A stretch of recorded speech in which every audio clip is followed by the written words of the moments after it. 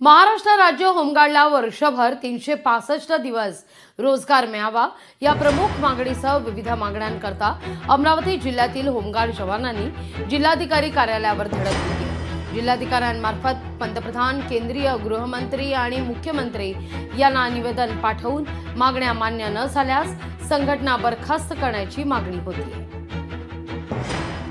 माननीय प्रधानमंत्री, माननीय केंद्रीय गृहमंत्री तथा मुख्यमंत्री साहेब यांना आज आम्ही हे निवेदन पाठवत आहे की बा एक तर तुम्ही आम्हाला न्याय प्रदान करावा, अन्यथा होमगार्ड संघटना ही महाराष्ट्र राज्यातून बरखास्त करण्यात यावी। 365 दिवस वर्षाचे नियमित आम्हाला रोजगार मिळे, काम मिळे, कर्तव्य मिळे आणि 7 तारखेच्या आत आमचं जे मानधन आहे, जे वेतन आहे ते आमच्या खात्यामध्ये जमा व्हावे। नंबर 3 आणि महत्त्वाचं जे 58 वर्ष सेवा दिल्यानंतर जे होमगार्ड सैनिक आणि महिला सैनिक रिटायर्ड होतात, सेवानिवृत्त होतात, त्यांना सेवानिवृत्तीच्या वेळेस 25 लाख रुपये तथा जे काही मानधन शासन ठरवेल ते मानधन त्यांना प्रत्येक 7 तारखेच्या आत त्यांच्या खात्यामध्ये जमा।